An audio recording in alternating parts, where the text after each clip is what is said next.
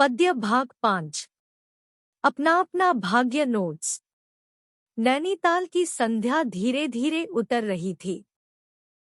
नैनीताल की संध्या की विशेषताएं बताइए। उत्तर। नैनीताल की संध्या के समय में रुई के रेशे से भाप के बादल बेरोक घूम रहे थे। हल्के प्रकाश और अंधियारी से रंग कर कभी वे नीले दिखते, कभी सफेद और फिर जरा लाल पड़ जाते, जैसे खेलना चाह रहे हों। लेखक अपने मित्र के साथ कहाँ बैठा था? वह वहाँ बैठा बैठा बोर क्यों हो रहा था और क्यों कुढ़ रहा था? उत्तर। लेखक और उसका मित्र नैनीताल की एक सड़क के किनारे बेंच पर बैठे थे। वह वहाँ बैठा बोर इसलिए हो रहा था क्योंकि दिन भर निरुद्देश्य घूमने के बाद वह थक चुका था और रात होने वाली थी। वह कुढ़ इसलिए रहा था कि वह और बैठना नहीं चाहता था, परंतु उसका मित्र वहाँ थोड़ा और रुकना चाहता था।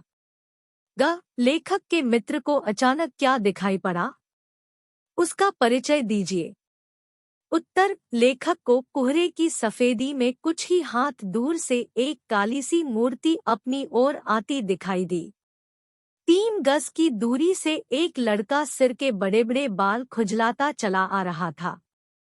वह नंगे पैर, नंगे सिर था तथा एक मैली सी कमीज पहने था। उसके पैर न जाने कहाँ पड़ रहे थे और वह न जाने कहाँ जा रहा था और कहाँ जाना चाहता था। जरा सी उम्र में उसकी मौत से पहचान कैसे हो गई थी? उत्तर। लड़के ने छोटी सी उम्र में ही इतने अधिक दुख और कष्ट देख लिए थे कि अब उसके लिए सब मुसीबतें, कष्ट, यहाँ तक कि मृत्यु भी सामान्य बात हो गई थी। लड़के का एक साथी था जो कि उसी के गांव का था और उससे बड़ा था। दोनों साथ ही गांव से शहर आए थे। उसके साहब ने उसे मारा था, इसलिए वह मर गया। इस प्रकार छोटी सी उम्र में उसकी मौत से भी पहचान हो गई थी। 2 बालक फिर आंखों से बोलकर मुंह खड़ा रहा। आंखें मानो बोलती थी, यह भी कैसा मूर्ख प्रश्न है। किस प्रश्न को सुनकर बालक मुंह खड़ा रहा?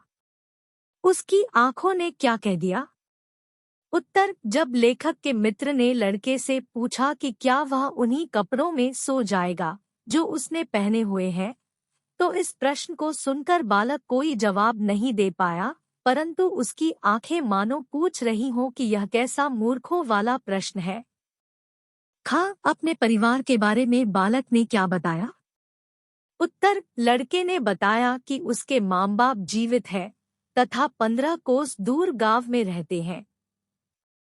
उसके कई भाई बहन हैं। भाई बहन, माँ बाप भूखे रहते थे। माँ रोती रहती थी, इसलिए वह वहां से भाग आया। लेखक को बालक की किस बात को सुनकर अचरज हुआ? उत्तर। लेखक को लड़के की वह बात सुनकर अचरज हुआ जब उसने कहा कि उसका एक साथी भी था जो मर गया। जरा सी उम्र में इसकी मौत से पहचान हो गई। यह बात सुनकर लेखक को अचरज हुआ। लेखक और उसका मित्र बालक को कहाँ ले गए और क्यों?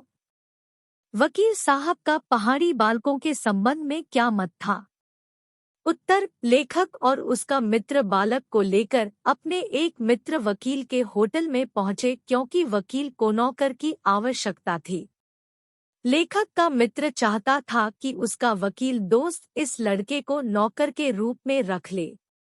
वकील साहब ने उस लड़के को नौकर के रूप में नहीं रखा क्योंकि उन्होंने कहा कि ये पहाड़ी लड़के बड़े शैतान होते हैं। बच्चे बच्चे में अवगुण छिपे होते हैं। यदि किसी ऐरे-गैरे को नौकर बना लिया जाए तो क्या जाने वह अगले ही दिन क्या क्या लेकर चंपत हो जाए। 3 भयानक शीत है।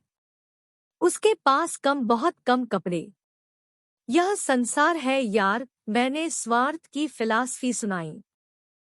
लेखक के मित्र की उदासी का कारण स्पष्ट करते हुए बताइए कि वह पहाड़ी बालक की सहायता क्यों नहीं कर सका।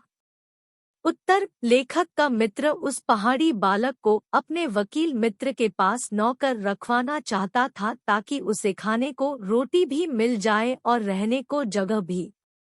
परंतु उनके मित्र वकील की पहाड़ी लड़कों के बारे में अलग राय थी। वे उन पर विश्वास नहीं करते थे, इसलिए उन्होंने उसे नौकर नहीं रखा। लड़के की सहायता न कर सकने के कारण लेखक का मित्र उदास था। यह संसार है यार वाक्य आजकल के मनुष्यों की किस प्रवृत्ति का द्योतक है? उत्तर, प्रस्तुत कहानी में लेखक कहना चाहते हैं कि आज के लोगों में दया और मानवता की भावना शून्य होती जा रही है।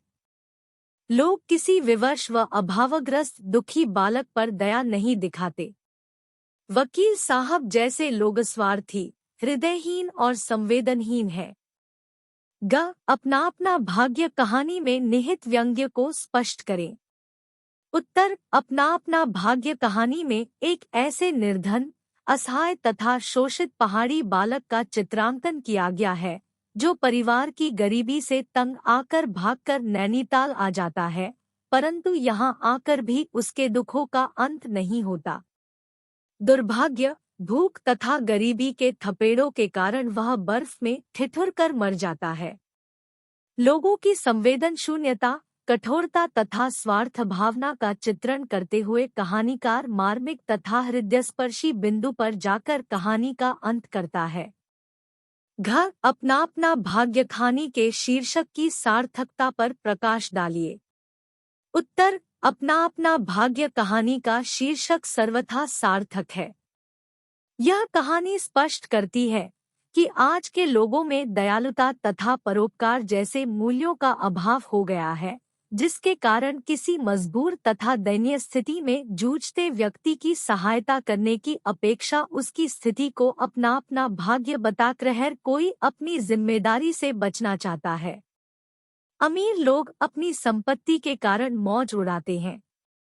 उन्हें दूसरों के दुख दर्द से कोई सरोकार नहीं होता। Thanks for watching. You can find all the notes of Sahitya Sagar and grammar topics of class 9th and 10th under educational playlist and is also available under podcast. Please use these for your benefits. Please do like, share and subscribe our channel.